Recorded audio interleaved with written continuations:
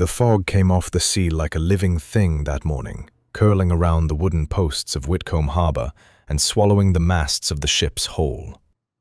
Duke Arthur Blackwood stood at the very edge of the dock, his greatcoat buttoned to the throat, his gloved hands folded behind his back, and his jaw set in the grim line of a man attending his own funeral.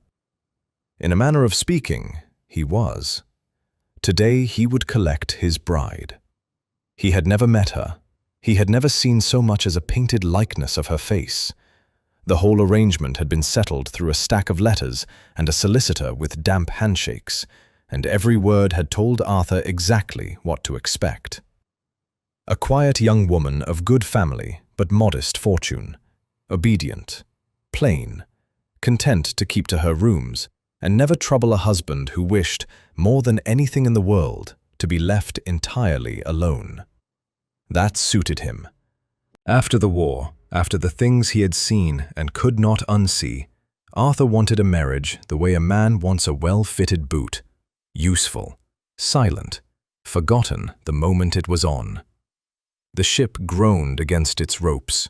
A plank was lowered. Passengers began to file down through the mist, and Arthur straightened, searching each face for the meek little creature he had been promised. A veiled woman descended first, small and careful, her gloved hand resting on the rail, her steps as soft as falling snow. She wore grey. She kept her eyes down. When she reached the bottom of the plank, she paused, folded her hands neatly at her waist, and waited like a lamp waiting to be lit. Ah, thought Arthur, and something in his chest sank with grim satisfaction. There she is, exactly as described. He took a step toward her, and that was the precise moment the shouting began. Absolutely not. You will put that down at once, sir, or so help me, I shall report every last one of you to the harbour master. The voice cut through the fog like a blade through wet paper. Arthur turned. A second woman had come storming down the plank, skirts gathered in one fist, and she was not looking down at anything. She was looking straight at three enormous dockhands who had between them lifted a long wooden crate and tilted it, carelessly, on its end, as though it were a barrel of salt fish. "That case holds drafting instruments a full year in the ordering," she snapped, striding into the middle of them without the faintest hint of fear. "German-made, each one calibrated by hand. If you tip it that way, the mercury will run and the levels will be ruined, and I promise you neither your master nor mine will thank you for it. Flat, carry it flat, and mind the leather cases beside it. Those are my maps, and they are worth a great deal more than your wages." The dockhands, three grown men who could have carried her off under one arm, exchanged a sheepish glance and lowered the crate. Flat. Arthur stood frozen, quite forgotten, watching this small tempest in a travelling cloak direct the unloading of the entire hold, as though she owned the ship, the harbour, and possibly the sea beyond it. Her bonnet had slipped back. Dark curls escaped it in every direction.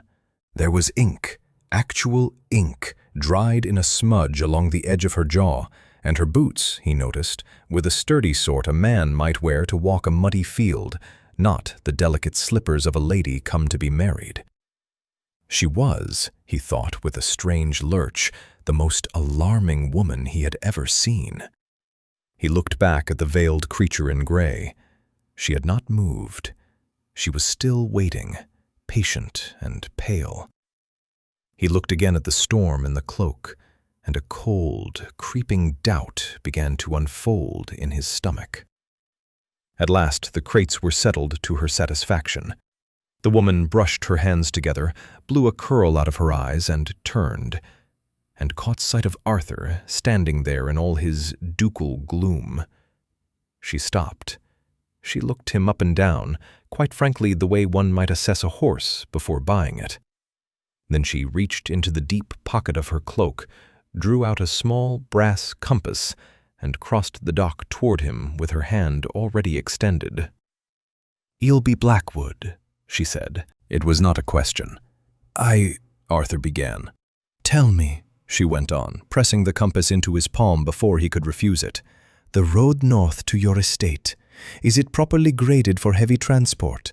Because I have a full ton of instruments and cased surveys behind me, and if your carters intend to drag them up some rutted goat track in the rain, I'd sooner hire an ox now and save us all the argument later."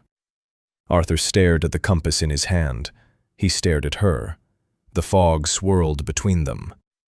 "You are Miss Clara Whitmore," he said slowly. "I should hope so," she replied, "or else I have got off at entirely the wrong port." Then, seeing his gaze slide once more toward the veiled figure in grey, understanding lit her face, and to his astonishment, she laughed. A warm, unguarded sound that seemed to push the mist back a foot in every direction. "Oh, no, that's Beth, my lady's maid. She's shy as a church mouse and gets dreadfully ill at sea, poor lamb." Clara leaned in and lowered her voice as though confiding a great scandal. "I expect you were told you'd be marrying her. Quiet, biddable, never a word out of place." Arthur said nothing, which was itself an answer. Clara's dark eyes sparkled with something dangerously close to delight. "My uncle wrote those letters," she said. "He was very eager to see me settled, and I'm afraid he described the wife he wished I'd become, rather than the one who actually turned up. I've meant to write and correct the record, but the truth is, Your Grace." She tilted her head, and the smile she gave him was equal parts apology and challenge. "I never learned how to be quiet. Not once in 23 years, and I don't intend to start now that I've come all this way." Somewhere behind them, a dockhand dropped a rope and swore. Arthur looked down at the compass in his gloved hand, its needle trembling faintly toward the north, toward home, toward the vast, dusty, silent life he had so carefully arranged for himself. He had the distinct and unfamiliar sensation of a plan going very badly wrong. "The road," he heard himself say, "is not properly graded." "I thought as much," said Clara, already turning to hail an ox. "Well, we shall have to fix that too." Arthur slept badly that first night at Blackwood Manor, though he could not have said why. The house was as it always was, cold in the corridors, the fires banked low, every clock ticking its patient way toward nothing. His new wife had been shown to the east wing, he had gone to the west. Half the length of the manor lay between them, and he had arranged it that way on purpose. He rose before dawn, as was his habit, and dressed in the grey light without calling for his valet. He meant to speak with Clara after breakfast. He had spent much of the sleepless night composing what he would say to her. A short, civil speech laying out how their household would be run. Separate rooms, separate hours. She was welcome to the gardens and the morning parlor. He would keep to his study and his affairs. They need trouble each other very little, and in time, he supposed, they might manage a kind of polite arrangement, like two neighbors who happened to share a roof. It was a good speech, firm without being cruel. He turned it over as he walked the long portrait gallery toward the library, where he intended to read for an hour in peace before the business of the day began. He opened the library door and stopped dead. The curtains were gone. Not gone, flung. The heavy velvet drapes that had hung across those tall windows since before his father's time, keeping the room in a permanent, dignified gloom, had been dragged back and tied off with cord, and morning light poured through the glass in great golden shafts. Dust swam in it like snow. The whole room, which Arthur had always thought of as brown, turned out to be a deep and rather handsome green. And in the middle of all that unexpected brightness stood Clara, up on a wooden library ladder, a book in each hand, humming to herself. "You've moved my books," Arthur said. "I've ordered your books," she corrected, not turning round. She slid a volume into place and reached for another. They were in no order at all before, which I can only describe as a sort of quiet madness. You had your grandfather's coastal surveys shelved beside a book of sermons and a treatise on beekeeping. I've grouped them by region. North on this wall, the coasts by the window, the continent over there. When a man wants a map of Cornwall, he ought to be able to find it before he dies of old age looking. Arthur opened his mouth. The speech was there, ready. Separate rooms, separate hours. He did not say it, because it was at that moment he saw the wall. The far wall of the library, the great blank expanse of oak paneling that had held nothing his whole life but a stag's head and a portrait of a dour ancestor, was now covered end to end with a map. An enormous one, drawn by hand on joined sheets of paper, pinned edge to edge, showing the whole northern reach of the county in ink so fine and so exact that Arthur crossed the room toward it without deciding to. "You did this?" he asked. "Last night?" "I couldn't sleep." Clara came down the ladder, brushing dust from her skirts. Her sleeves were rolled to the elbow, and there was that same smudge of ink along her jaw, or a fresh one, he couldn't tell. New house, strange bed. I find I think better when my hands are busy, so I unpacked my surveys and sat down to see what I'd married into. She joined him at the wall, tilting her head up at her own work with the frank pride of a builder studying a wall she'd raised. "Your estate is remarkable, Your Grace. Far larger than I'd understood from the papers. And far stranger." "Stranger how?" "Here." She pointed to a long line she'd drawn in red, running along the northern edge of the map where the county gave way to open moor. "This is the boundary of Blackwood land, as it's written in your own deeds. I copied it out from the ledger your steward left in the hall. And this—" Her finger moved a good handspan to the north, to a second red line she'd drawn parallel to the first. "This is where the boundary actually falls, according to the old survey stones. I found 3 of them marked on your grandfather's coastal chart. Someone measured this land properly once. And then, at some point, the written record was drawn short." Arthur frowned at the 2 red lines. The space between them was not small. On the ground, he understood at once, it would mean a wide belt of ridge and valley, hundreds of acres of high country that his family had, by its own paperwork, quietly ceased to claim. "You're telling me," he said slowly, "that Blackwood owns more than Blackwood believes it owns. I'm telling you that your family's records are wrong, and have been wrong for a long time, and that nobody has troubled to check because the land in question is remote, difficult, and worth nothing to anyone who can't read it." Clara turned to look at him directly, and there was a challenge in her eyes that he was beginning to recognize, the same look she'd given him on the dock. "I can read it. I should like to know why the record was changed, and by whom, and whether anyone stood to gain by it. Wouldn't you?" And there it was, the thing Arthur had spent the whole sleepless night arming himself against. Curiosity. She had reached into the dull, shut room of his mind and lit a candle in it, and he felt the pull of that little flame with an alarm that was almost physical. He had come here to deliver a speech about separate rooms and separate hours. He had come to build a wall of his own. Instead, he was standing shoulder to shoulder with his wife, staring at a map and wanting, actually wanting, for the first time in longer than he could remember, to know the answer to a question. He stepped back from the wall.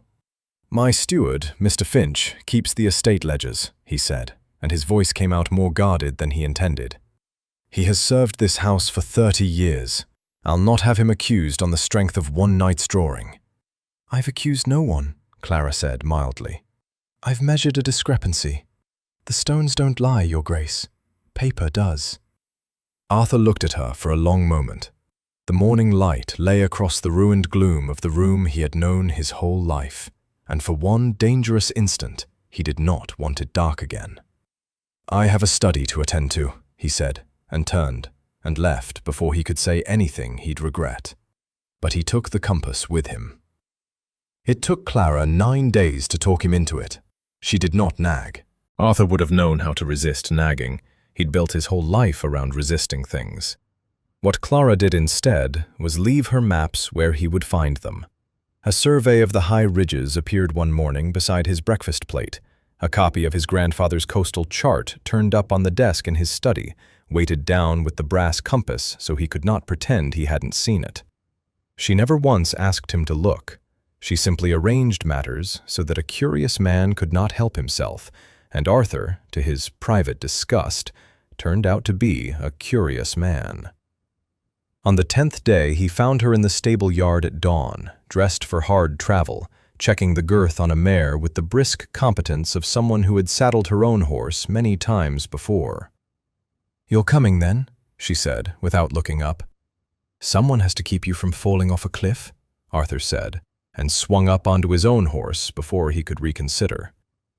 They rode north for 2 days. The country rose beneath them as they went, the soft green fields giving way to rough pasture, then to open moor, then to the high gray ridges that Arthur had seen all his life only as a distant wall on the horizon.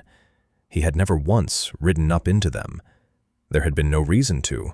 The high ground was empty, useless, the edge of the map, and Arthur had spent his years since the war keeping carefully to the middle of things, where nothing surprised him. Clara rode ahead, and she was never quiet. She named the rock as they climbed through it, old gray stone laid down under ancient seas. She read the shape of the land like a page of print, pointing out where water had cut the valleys and where the ridges bent to some buried spine of stone. Arthur found, against every intention, that he was listening. On the afternoon of the 2nd day, the sky closed like a fist. The rain came without much warning, the way it does in high country, a gray wall marching up the valley toward them, and then upon them, cold and driving and dense enough to blot out the ridge ahead. The horses tossed their heads. Clara, soaked through in moments, twisted round in her saddle with the leather map cases clutched to her chest, and shouted something that the wind tore away. Arthur pointed. Below them, half sunk into the hillside, stood the tumbled walls of an old shepherd's hut, its roof mostly whole. They rode down to it hard, got the horses under the lee of the wall, and ducked through the low doorway into the dark. Inside it was dry, or nearly. There was an old hearth, a scatter of long dead ash, and a stack of cut turf someone had left against the wall in some other year. Arthur got a fire going while Clara knelt on the packed earth floor and, before she saw to herself, before she wrung out her own dripping hair, unrolled each of her maps in turn and laid them flat near the growing warmth to dry. Arthur watched her from across the small fire. Water ran off her in rivulets. She was shivering, and she attended to the paper first. "They matter that much to you?" he said. It was not quite a question. "They're 2 years of work." Clara smoothed a curling corner with the flat of her hand. "And they're the only proof I have that a woman drew them." She glanced up, and in the firelight her face had lost its usual armor of briskness. "Do you know what happens to a map with no name on it, Your Grace? A man puts his name on it.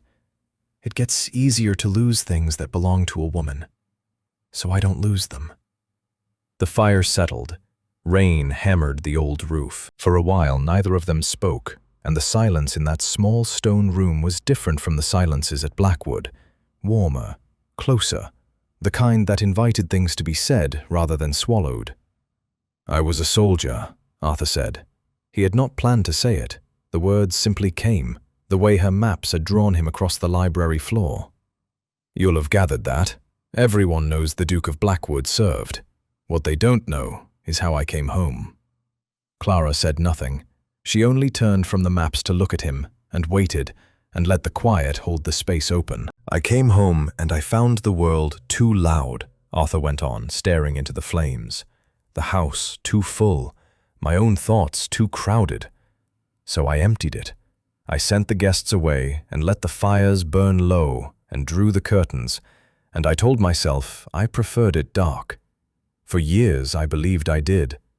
He turned the brass compass over in his fingers, hers, the one from the dock, which he seemed to carry everywhere now. "And then a woman I'd never met stepped off a ship and threw all my curtains open before I'd finished my breakfast." A smile touched Clara's mouth, but she did not laugh, and he was grateful for it. "I wasn't running toward you when I answered my uncle's arrangement," she said quietly after a moment. "I want you to know that. I was running toward this." She gestured at the maps, at the rain, at the ridge somewhere out in the dark. My whole life I've wanted to map the north, the real north, the high, empty country no one's bothered to draw properly because it's cold and hard and there's no profit in it. A woman doesn't get to simply go and do such a thing, but a woman might marry a man who owns the north, and a great many closed doors swing open. She held his gaze without flinching. I told you at the dock I never learned to be quiet. I'll tell you the rest of it now. I married you for your mountains, Your Grace.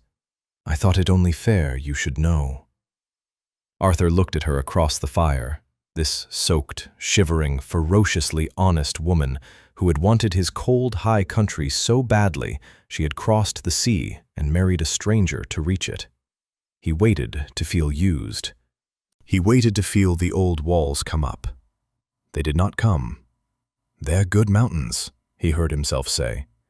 And this time Clara did laugh, and the sound filled the little stone hut to its broken rafters, and somewhere in Arthur's chest, a curtain he had drawn a very long time ago came loose from its cord and let in a thin, unexpected shaft of light. Outside, the rain began, at last, to ease. The village had no name that anyone still used. It sat at the far eastern edge of Blackwood Land, in the shadow of the ridges, a huddle of gray stone cottages along a stream that ran too fast to be friendly. Smoke leaned from a few chimneys. A dog barked once and thought better of it. As Arthur and Clara rode in out of the thinning rain, faces appeared in doorways. Thin faces, careful faces, the faces of people who had learned not to expect much from strangers on good horses. Arthur had not been here in 15 years. He was ashamed, riding in, to find he could not remember the last time he had thought of the place at all. An old man came out to meet them, cap in hand, and named himself Tom Harrow, the nearest thing the village had to a headman. He knew the Blackwood crest on Arthur's saddlecloth and bowed low over it, and there was such surprise in the gesture, such disbelief that the Duke himself had come, that Arthur felt the shame settle deeper in his chest. They were given the best the village had, which was not much: thin barley bread, a little cheese, weak ale in wooden cups. Clara ate all of it without a flicker of complaint, and asked questions the whole while. How many families were left, what they grew, where they sold it, how long the walking took to the nearest market town. The answers were grim. 40 souls where there had once been 3 times that number. The young people gone south to the cities, the old ones staying because they had nowhere else to die. You sell nothing? Clara asked. You've good wool on those hills. I saw it as we rode. Fleeces like that would fetch a fair price at any weaving town. Fetch a price if we could get 'em there, my lady, said old Tom. But it's 3 days' hard walk south to the market, over the low road, and the low road floods half the year. A man loses more fleeces to the wet and the thieves than he'd ever sell. So we don't go. We wear the wool ourselves and let the rest rot. He said it without bitterness, which was somehow worse. Weren't always so. My grandfather told of a time we sold north, over the mountain, in 2 days flat. But the high pass shut, and that was that. Clara had gone very still, the way a hound goes still when it catches a scent. The high pass, she repeated. Shut how? Rockfall, they say. Before my time, whole shoulder of the mountain come down and buried the road, and no one's crossed it since. Tom shrugged. The old folk still call it the Weaver's Pass. Not that it weaves aught now. That night, in the loft of Tom Harrow's cottage, Clara did not sleep. Arthur woke twice to the scratch of her pencil and the small glow of a rushlight, and both times found her cross-legged among her unrolled maps, comparing the village's account of the low road against her grandfather's, Arthur's grandfather's, old coastal chart. On the third waking, near dawn, she reached across the loft and shook his shoulder. Get up, she said. I need your eyes in the daylight. She had it all laid out by the time the sun cleared the ridge. 3 maps, weighted at the corners with stones. Here is the village, she said, tapping the paper. And here is the market town, 3 days south by the low road that floods. Everyone has spent 30 years thinking of the problem as, how do we better cross the floods? And there's no answer to that, so they gave up. Her finger moved north, up over the shoulder of the mountain, to a thin line drawn in her own hand. But look at the old road, the Weaver's Pass. It doesn't go south at all. It goes north, over the mountain and down the far side, to Kettleby, which had a wool market when your grandfather drew this chart, and, I'd wager a great deal, still has one now. 2 days, not 3, and no floods, because a mountain road drains itself. The pass is blocked, Arthur said. The rockfall. I climbed to it this morning while you were snoring. Clara's eyes were bright, with too little sleep and too much certainty. The fall's real, but it's narrow, Arthur. A single shoulder of loose scree across perhaps 40 yards. Your grandfather's chart shows the pass wide and easy on both sides of it. This isn't a mountain that fell. It's a slope that slipped in one place and buried the road in one place, and no one ever cleared it because the village that needed it had no money and the family that owned it had forgotten it was there. She sat back on her heels. It could be cut through, not easily, but by men who wanted it badly enough in a single dry season. Arthur stared at the thin, drawn line that ran north over the mountain. He thought of 40 souls wearing wool they could not sell. He thought of the boundary his own family had quietly drawn short, the high country abandoned because it was cold and hard and worth nothing. And here, in front of him, was the proof of what that abandonment had cost. "Show them," he said. They gathered the village in the little churchyard, and Clara knelt in the grass and spread her maps, and she did not talk down to them. She showed old Tom Harrow the shape of his own mountain and traced the buried road with her finger. And she asked the men who had walked those hills all their lives whether she had the slopes right, and listened when they corrected her, and marked their corrections in pencil then and there. And Arthur watched something happen that he had not seen in 15 years of ruling this land from a dark study. He watched hope come into 40 faces at once. "I'll not promise you it's easy," Clara told them. "It's a season's hard labor and more. But there's a road under that scree, and a market on the other side of it, and no reason on God's earth you should be poor sitting on wool the weavers of Kettleby would pay good coin for." "And who's to pay for the digging of it, my lady?" someone asked, practical, wary, wanting to believe. "I am," said Arthur. The whole churchyard turned to him. He had not planned to speak. The words had simply arrived, as words did around Clara. "This is Blackwood land," he said, "and you are Blackwood people, and I have neglected you a long time. That ends now." Riding out the next morning, Arthur was quiet a long while. Then he looked across at his wife, at the ink on her jaw and the maps at her saddle, and said the truest thing he had said in years. "I married a stranger who wanted my mountains," he said. "I begin to think I've a partner who might save my whole house." Clara only smiled and rode on toward home. Mr. Finch had served 3 generations of Blackwoods, and he had never once been asked what he thought about anything. He preferred it that way. A steward's whole art, to his mind, was to be like the workings of a good clock, never seen, never questioned, keeping the hours of a great house turning so smoothly that the family need never think about how it was done. For 30 years he had kept the rents, kept the ledgers, kept the deeds, and kept above all the comfortable certainty that Blackwood Manor ran exactly as it always had because he willed it so. Then the Duke came home from the north with mud on his boots, light in his eye, and a wife who drew maps. Finch heard about the road first. He heard it from a carter, who had it from a farrier, who had it from a boy in Kettleby. That the Duke of Blackwood meant to dig out the Weaver's Pass and open a wool road over the mountain, and that the whole mad scheme had come out of the head of the new Duchess, who climbed hills in men's boots and knelt in churchyards, spreading paper on the grass.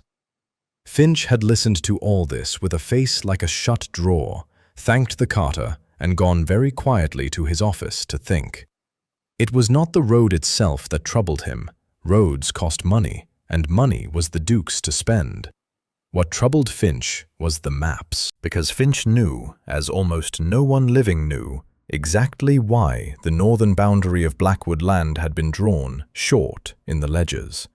He knew because he had done it himself 20 years ago, when he was younger and the old Duke was failing, and the high country seemed a worthless waste that no one would ever miss.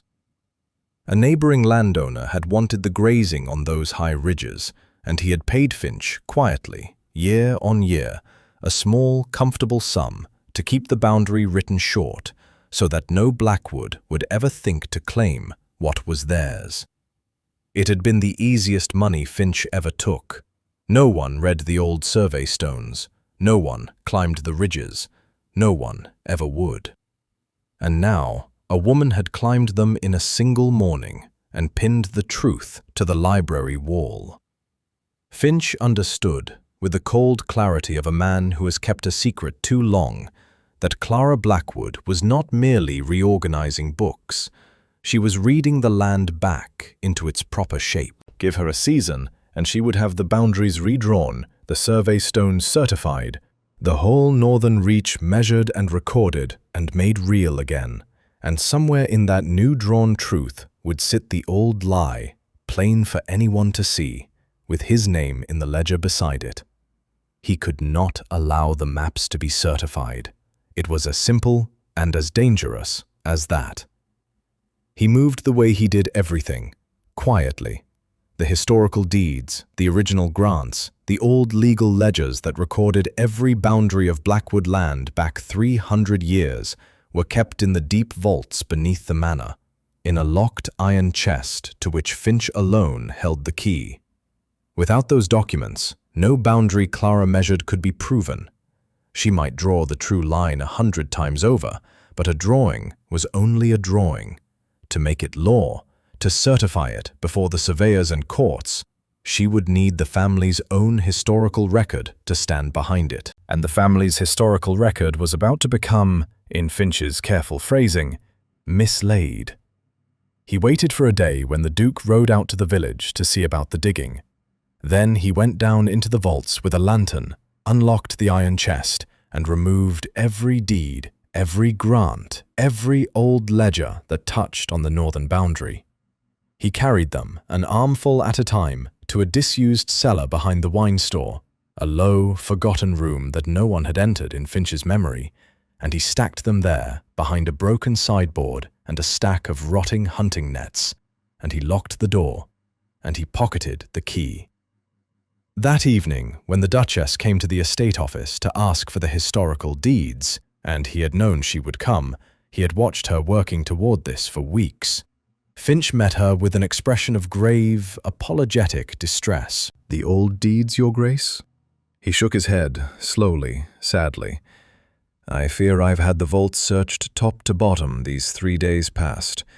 There's been water in the lower cellars this winter, you'll have felt the damp, and I greatly fear some of the oldest papers have been lost, perished. It grieves me more than I can say. 30 years I've kept this house's records, and to lose the eldest of them." He let his voice catch, just so. "I've written to the county archive to ask whether copies might be found. It may take months, it may come to nothing. These old grants were often written but the once." He watched her face as he said it, expecting to see the thing collapse behind her eyes, the whole grand scheme of roads and boundaries brought quietly to a halt by 3 days of damp and a locked cellar door. Clara listened. She did not weep or rail or wring her hands. She stood very still in the office doorway, and she looked at Mr. Finch with an expression he did not care for at all, a level, measuring look, the look of a woman reading a page she had read many times before. "Water damage," she repeated. "I fear so, Your Grace." "How very unfortunate," Clara said, "that the water should have taken only the deeds to the northern boundary. and left every rent book and account for the last 30 years bone dry on the shelf above them. She smiled at him, and there was nothing warm in it. Water is careless, Mr. Finch. It doesn't choose. For the first time in 30 years, Finch felt the ground shift beneath his careful clockwork feet. I'm sure I don't take your meaning, Your Grace. I'm sure you do. Clara did not raise her voice. She never needed to. But you've been a long time in this house, and I'll not accuse a man of 30 years' service on a smile and a suspicion. So I'll say only this. She stepped back from the doorway. Papers that are lost can be found again, even old ones, even ones behind broken furniture in rooms no one's opened in years. I am extremely good, Mr. Finch, at finding things that others have decided ought to stay hidden. It's rather the whole of my trade. She turned and left him standing there in the lamplight, and Finch, who had kept his secret safe for 20 untroubled years, discovered that his hands had begun, very slightly, to shake. Arthur found her in the estate office at midnight, a lantern in her hand and a look on her face he had come to know meant trouble for somebody. Finch has hidden the deeds, Clara said before he could ask. The old boundary grants. He's told me they're lost to damp, which is a lie because the damp somehow spared every rent book on the same shelf and drowned only the papers that would prove him a thief. She held up a second lantern and pushed it into his hands. I mean to find them tonight. I'd rather not do it alone. Will you come? Arthur thought of Finch, 30 years in his family's service, the man who had taught him as a boy where the trout lay in the estate stream. Then he thought of 40 faces in a churchyard, and a boundary drawn short, and the level, unhappy certainty in his wife's eyes. Show me the cellars, he said. The vaults beneath Blackwood Manor were older than the house above them, great low chambers of rough stone, part storeroom and part crypt, where 300 years of a family's leavings had been carried down and quietly forgotten. Broken furniture, rolled-up portraits of ancestors no one could name, crates of dishes, sprung barrels, a rocking horse with one eye. Arthur had not been down here since he was a boy playing at explorers. The cold came up through the flagstones, and their breath smoked in the lantern light. They searched for hours. Clara worked the way she did everything, in a system, starting from the iron chest that should have held the deeds, now empty, and reasoning outward. He's an old man, and the papers are heavy, she said, holding her lantern low to read the dust on the floor. He'll not have carried them far, and he'll have wanted somewhere no one goes. She followed the faint drag marks in the dust where something had been carried, lost them at a corner, found them again.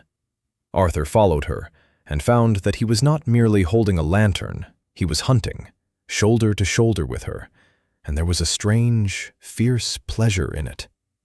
It was Arthur who found the door. Behind the wine store, low in the wall, half hidden by a stack of rotting hunting nets, a plank door, locked, its hinges recently oiled. Recently. In a cellar where nothing had moved in 50 years. Here, he called, and Clara came at a run. The lock was old, and the wood was older.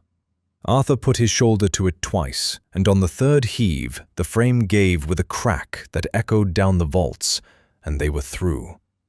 The little room beyond was dry and close and thick with dust, and there, stacked behind a broken sideboard, exactly as Clara had said they would be, were the deeds.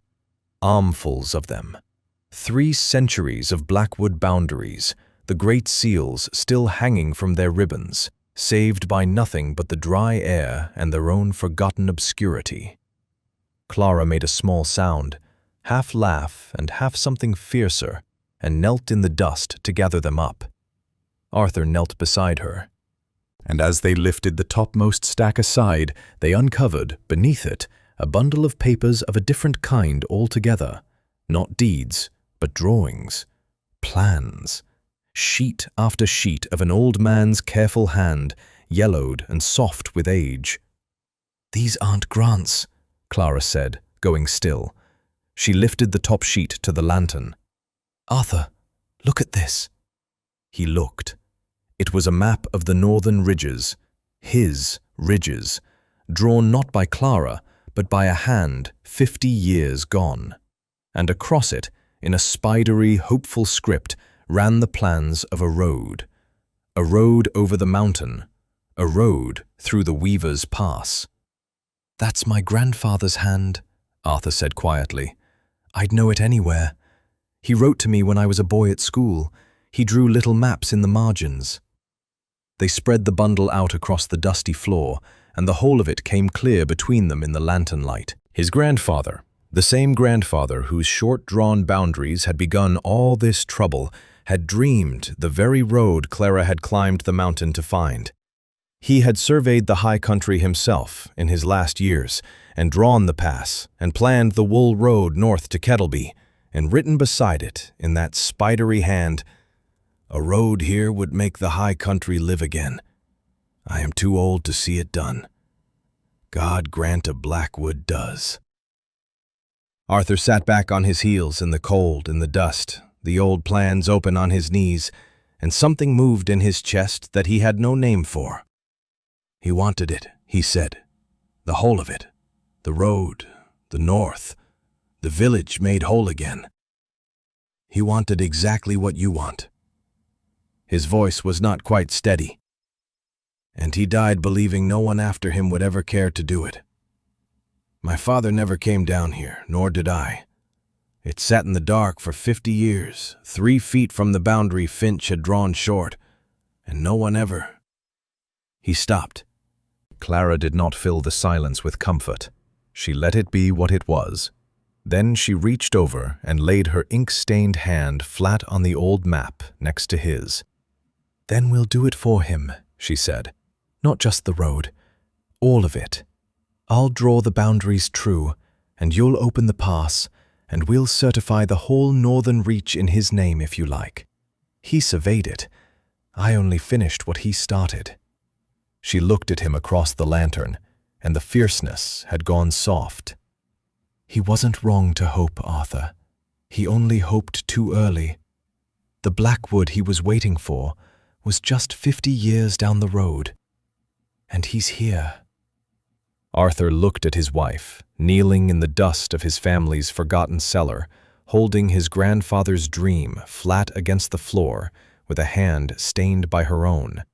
And he understood, with a clarity that undid something long knotted in him, that he had not made a cold bargain at that foggy harbor after all. He had married the one person in the world who could read his family's oldest longing and make it true. "When I waited on that dock," he said, "I thought I was collecting a wife who'd never trouble me. I meant to keep the curtains drawn my whole life." "I know," Clara said gently. "You told me, in the shepherd's hut." "I'm glad you threw them open." For a long moment, neither of them moved. The lantern burned low between them. Then Clara gathered up the deeds, and Arthur gathered up his grandfather's plans, and together they climbed up out of the dark with everything Finch had tried to bury, the proof of the old man's lie and the proof of the old man's dream, carried up into the light in the same aching armful. Behind them, the little door swung open on its oiled hinges, and the secret it had kept for 20 years was a secret no longer. They confronted Finch the morning before they left. Arthur did it himself, in the estate office, with the recovered deeds stacked on the desk between them and his grandfather's plans laid on top. He did not shout. He had learned, watching Clara, that the quiet way cut deeper. "You took a neighbor's coin to draw my family short," Arthur said, "for 20 years. And when my wife found the truth of it, you hid 300 years of our record behind a broken sideboard and called it damp." He let the silence sit. "I could ruin you, Finch. I could have you before the magistrate by noon. My grandfather trusted you. That, I think, is the part I cannot forgive." Finch, grey and shrunken in his chair, did not deny it. There was nothing left to deny. "What will you do with me?" he asked. "You'll write out everything," Arthur said. "The neighbor's name, the sums, the years, every boundary you altered. You'll sign it and you'll leave this house today. And if you go quietly and honestly, I'll not pursue you further. That's more mercy than you gave the village." He gathered up the deeds. "It's more than you gave my grandfather." Finch signed. By midday he was gone, an old man in a hired trap, carrying out of Blackwood Manor nothing but the wreckage of 30 years' careful, comfortable dishonesty. Clara watched the trap go down the drive from the library window and felt no triumph in it, only a kind of tiredness, and the knowledge that the real work still lay ahead of them, 3 days south. For a boundary to be redrawn in law and a new road certified as a public way, the maps and the deeds had to go before the Royal Cartographic Society in the capital. It was the society that certified all surveys of the realm, that stamped a drawing into a legal fact, that could take Clara's inclines and make them as binding as any court's decree. Without their seal, the true boundary was only an opinion, and the Wool Road only a hope. So they packed the deeds and the survey stone's measurements and Clara's flawless new maps of the northern reach, and on a cold, bright morning, they set out south by carriage for London. The journey took 3 days. Arthur had dreaded it. 3 days shut in a carriage was, to the man he had been a year ago, a kind of slow torture. Trapped, jolted, unable to escape into the dark quiet of his study. But the man he had been a year ago was gone somewhere on a rain-soaked ridge, and the man who took his place found the 3 days passed like 3 hours.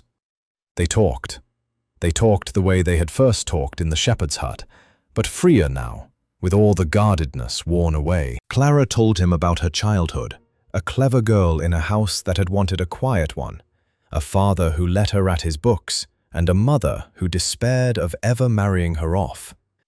Arthur told her about the war, more of it than he had ever told anyone, and found that saying it aloud in a jolting carriage, with her hand warm over his, drew some of the old poison out of it at last. They planned, too. The road, first, a season's digging, men hired from the village so the money stayed among the people who needed it. Then the boundaries, redrawn true, the high country reclaimed. Then, Clara said, her eyes bright, the real work, the great survey of the northern wilderness she had crossed the sea to make, mile on mile of unmapped ridge and valley, drawn properly for the first time in the history of the world. "You'll be famous," Arthur said, watching her. "The woman who mapped the north." "They'll say a man did it," Clara answered, but she was smiling. "They always do. But I'll know. And you'll know. And the maps will have my name on them, whatever anyone says, because I'll draw it there myself, small, in the corner, where the mountains are." She looked out at the country rolling past the carriage window. "That's enough, I think, to have done the thing, and to know I did it." On the evening of the 3rd day, the fields gave way to farms, and the farms to villages that ran into one another, and at last, in a haze of coal smoke and lamplight, the great sprawl of London closed around them. Arthur had not been to the capital in a decade, and it struck him now as it never had before. The crush of carriages, the cry of the lamplighters, the sheer roaring weight of so many lives packed so close. A year ago it would have driven him half mad. Now he only reached for Clara's hand. They took rooms at a bustling hotel near the Society's Grand Hall, a great gaslit place of marble stairs and liveried porters, thick with the talk of scholars and gentlemen come to the city on business. That night, while Arthur slept, Clara did not.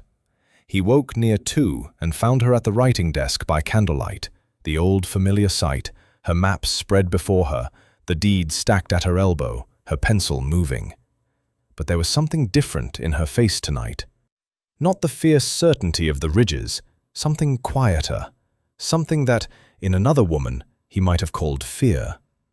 "You can't sleep," he said. "Tomorrow they'll want to dismiss me before I've spoken a word," Clara said, not looking up. "I've faced it before, in every drawing room and every survey office that ever turned me away. A woman with maps.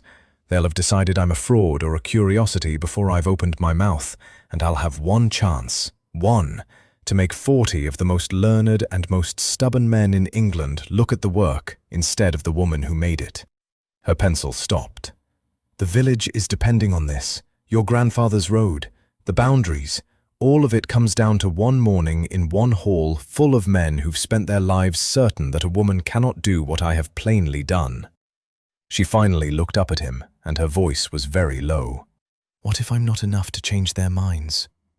Arthur came and stood behind her and looked down at the maps. The flawless northern reach, the true boundaries, the wool road drawn clear over the mountain in her fine, sure hand. His grandfather's dream and her genius together on the page. "You won't be alone in that hall," he said. "You can't present the maps for me. It has to be my—" "I don't mean to present them." Arthur laid his hand on her shoulder. "I mean that when they look at the woman instead of the work, there'll be a duke standing beside her who has walked every mile of that country and can tell them, to their faces, exactly what her maps are worth." He pressed her shoulder gently. "Let them try to dismiss you, Clara. Just let them try." For the first time that night, she set down her pencil, and in the candlelight of a London hotel, on the eve of the hardest morning of her life, the Duchess of Blackwood let herself be, for a moment, simply held.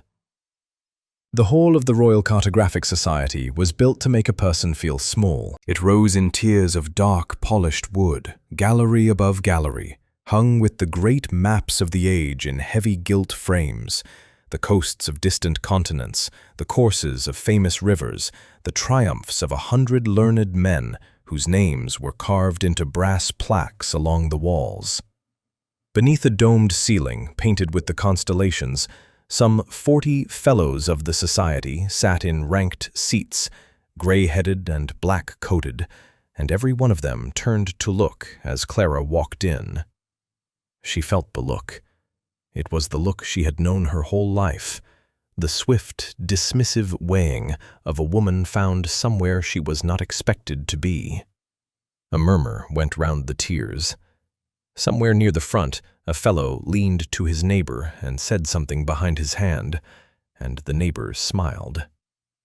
Clara set her map cases on the long table at the center of the floor, and she did not let her hands shake. And she began. She was good. Arthur, watching from a seat at the side, had known she would be, but even he had not been ready for how good. She unrolled the great survey of the Northern Reach, and she spoke about it plainly, without apology and without flourish, walking the fellows over the high country ridge by ridge, as though she were leading them there in person. She showed them the true boundary and the false one, and laid the old survey stone's measurements beside them, and the falsified ledger, so the discrepancy stood plain. She showed them the Weaver's Pass and the buried road, the wool market at Kettleby, the whole clean logic of a route that had lain forgotten for 50 years. Her lines were exact, her reasoning was sound, the work, to any honest eye, was flawless. And it did not matter.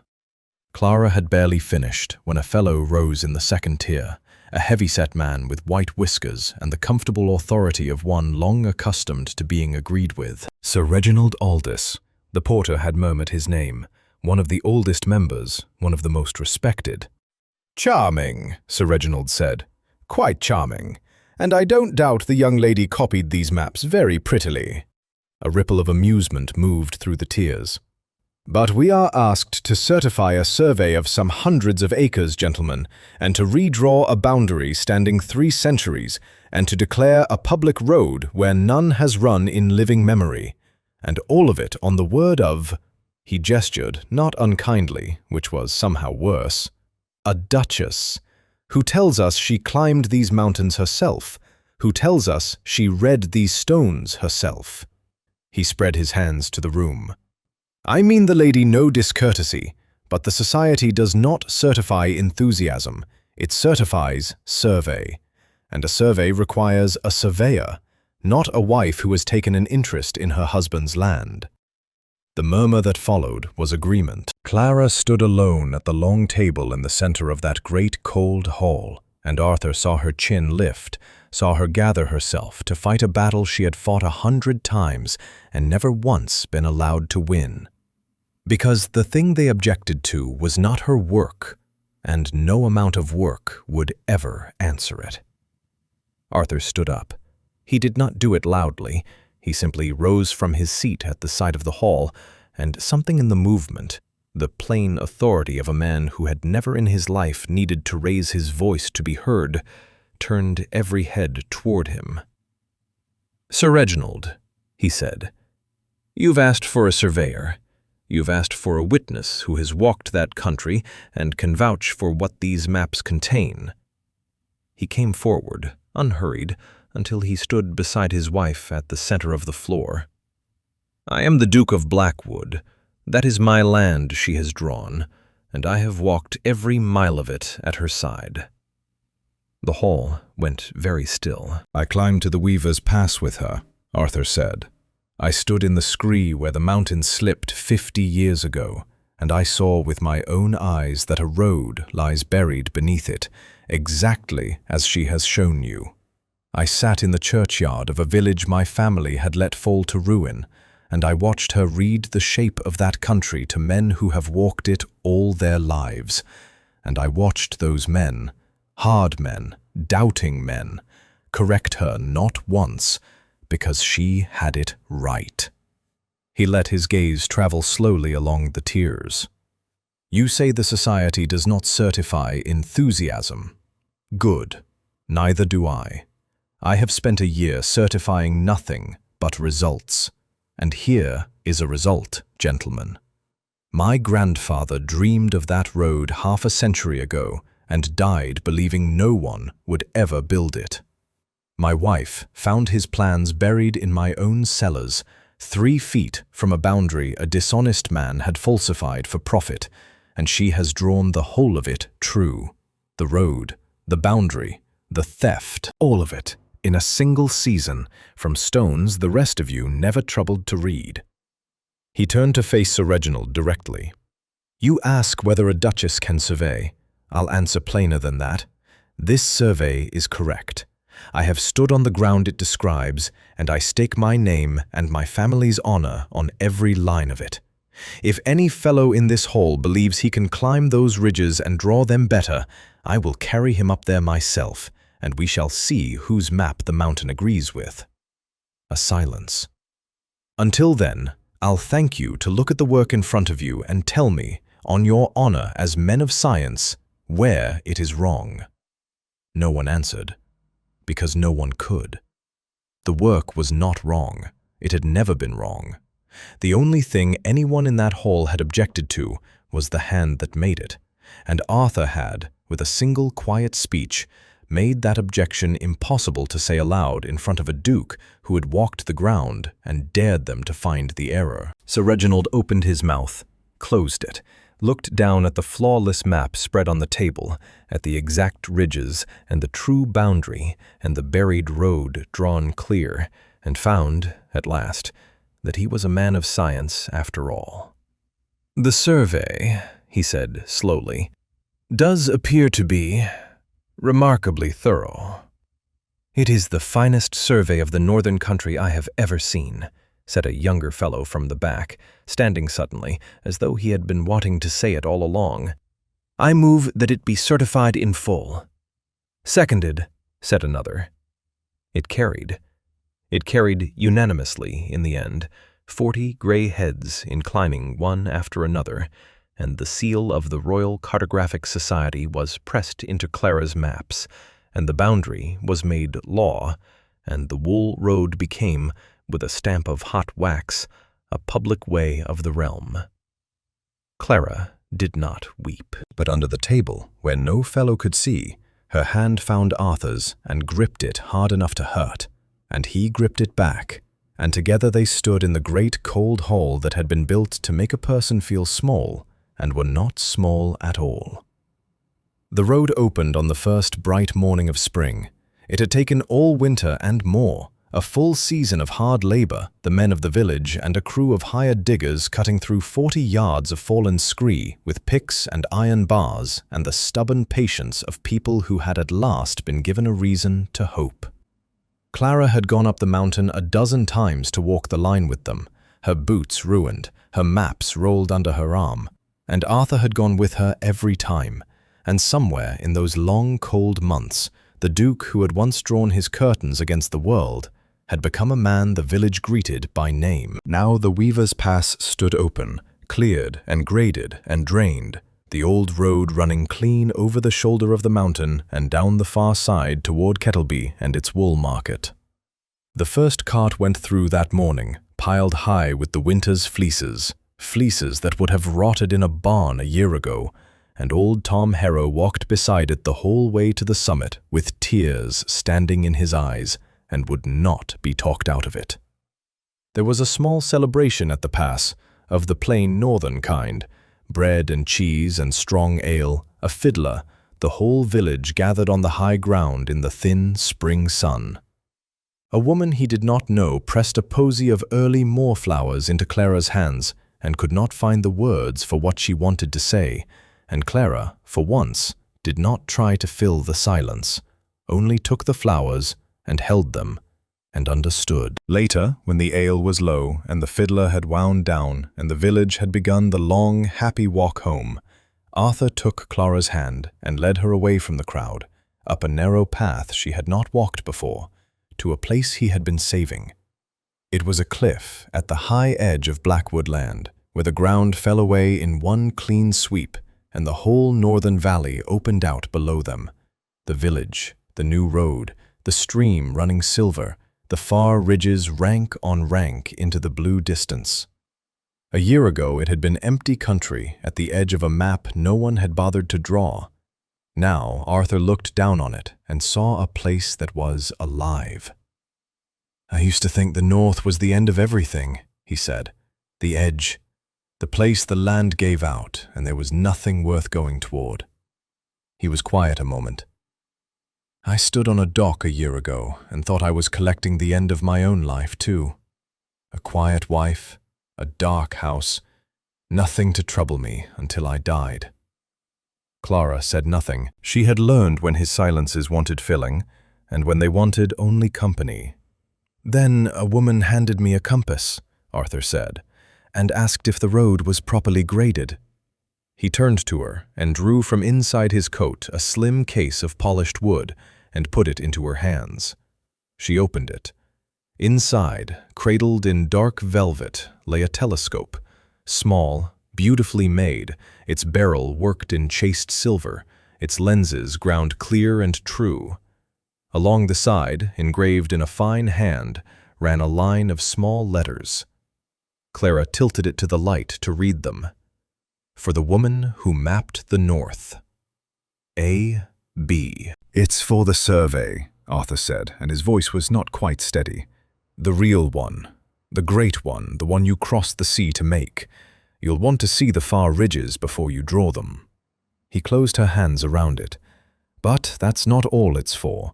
It's so that whatever mountain you're standing on, however far the work takes you, you'll have something in your hand that says a man watched you do the impossible and knew exactly what it was worth." Clara looked down at the telescope and then up at him, and for once in 23 years, the woman who had never learned to be quiet had nothing at all to say. "I made a bargain at that harbor," Arthur went on, because now that he had begun, he found he could not stop. "I told myself it was a cold one. Land for a wife for an heir, an arrangement between strangers that need never trouble either of us." He shook his head slowly. "I was a fool. I didn't know that the day you stepped off that ship, arguing with 3 dockhands over a crate of instruments, was the day my life stopped ending and began. I didn't know a marriage could be a thing you build, a road you cut together over a mountain everyone else had given up on." He lifted her hand, ink-stained still, as it had been on the very first day, and held it against his chest. "I love you, Clara. I have loved you, I think, since you put a compass in my hand and told me my road wasn't good enough. My life was boring, and it was loveless, and I meant to keep it that way until I died. And you walked in out of the fog and threw open every curtain in the house." The valley lay gold below them. Somewhere down the new road, faint on the spring air, the fiddler had struck up again. Clara did not weep, because Clara was not a woman who wept easily. But her eyes were bright, and when she spoke, her voice had gone soft in a way Arthur had heard only once or twice, in the shepherd's hut, in a cellar full of an old man's forgotten dreams. "I told you I married you for your mountains," she said. "I meant it at the time. I thought that was all I wanted. The north, the work, a door that would finally open." She turned the little silver telescope over in her hands. "I never expected to find you behind it. A man who'd stand up in a hall full of scholars and dare them to find a fault in my maps. A man who'd cut a road through a mountain because his grandfather once dreamed of it." She looked up at him. "I came for the mountains, Arthur. I stayed for the man who owns them. And I love you, every quiet, curtain-drawing, impossible inch of you." He kissed her then, on the high cliff at the edge of everything, with the whole reclaimed valley bright below and the new road running clear over the mountain into a future neither of them could yet map. When at last they drew apart, Clara lifted the silver telescope to her eye and turned it north, toward the far, unmapped ridges, rank on rank, into the blue. "There," she said softly. "That's where we start. There's a whole wilderness out there that no one's ever drawn true." She lowered the glass and smiled at him, the old, fierce, delighted smile from the very first day on the dock. "Shall we go and put it on the map, Your Grace?" "Lead on," said Arthur, and hand in hand, the Duke and his impossible Duchess turned toward the north and toward the long, bright, unfinished map of the rest of their lives.